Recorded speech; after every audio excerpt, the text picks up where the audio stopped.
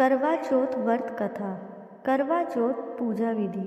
करवा चौथ का वर्ष इस वर्ष 1 नवंबर 2023 को बुधवार के दिन रखा जाएगा। करवा चौथ व्रत का हिंदू धर्म में बहुत अधिक महत्वपूर्ण होता है। इस दिन विधि विधान के साथ पूजा अर्चना की जाती है और करवा चौथ की कथा सुनी जाती है। इस व्रत को कुंवारी कन्या भी रखती हैं। वे अच्छे वर की कामना के लिए करवा चौथ का व्रत करती हैं। करवा चौथ की खास पूजा शाम को चंद्रोदय होने के बाद की जाती है। पूजा और व्रत की विधि के अनुसार करवा चौथ के दिन सुबह उठकर स्नान आदि करके स्वच्छ वस्त्र धारण करें और ईश्वर के सामने हाथ जोड़कर व्रत का संकल्प लें।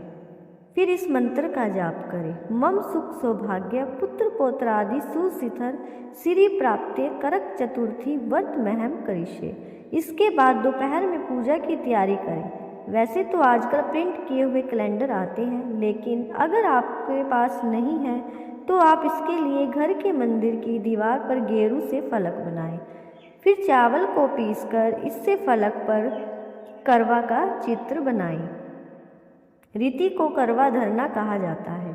शाम को फलक वाले स्थान पर जमीन पर चौक लगाएं और माँ पार्वती और शिव की कोई ऐसी फोटो लकड़ी के आसन पर रखें जिसमें भगवान गणेश माँ पार्वती की गोद में बैठे हों।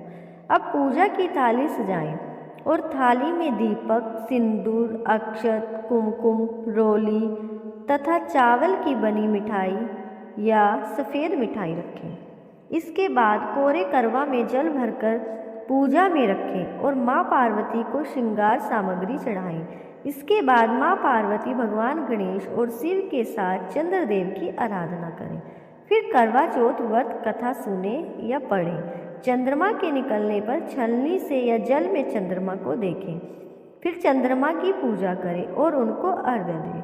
उसके बाद अपने पति की लंबी आयु की कामना करें। इसके बाद पति के हाथ से पानी पीकर या निवाला खाकर अपना व्रत संपन्न करें। फिर अपने बड़ों के पैर छूकर उनका आशीर्वाद लें। करवा चौथ पौराणिक कथा। करवा चौथ की प्रचलित कथा वीरावती और उसके 7 भाइयों की है, जो इस प्रकार है। प्राचीन काल में इंद्रप्रस्थ में वेद शर्मा नामक एक विद्वान ब्राह्मण रहता था। उसकी पत्नी लीलावती से उसके 7 पुत्र और वीरावती नाम की एक पुत्री थी। वीरावती के युवा होने पर उसका विवाह विधि विधान के साथ कर दिया गया।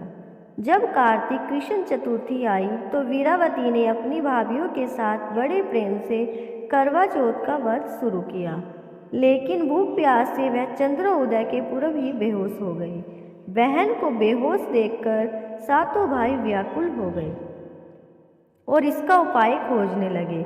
उन्होंने अपनी लाडली बहन के लिए पेड़ के पीछे से जलती मशाल का उजाला दिखाकर बहन को होश में लाकर चंद्रोदय होने की सूचना दी, तो उसने विधि पूर्वक पूजन और अर्घ देकर भोजन कर लिया। ऐसा करने से उसके पति की मृत्यु हो गई।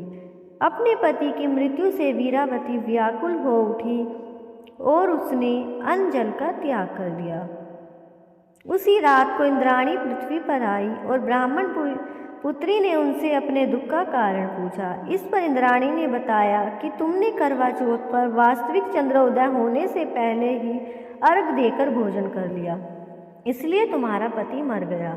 अब उसे पुनर्जीवित करने के लिए विधि पूर्वक करवा चौथ का व्रत करो।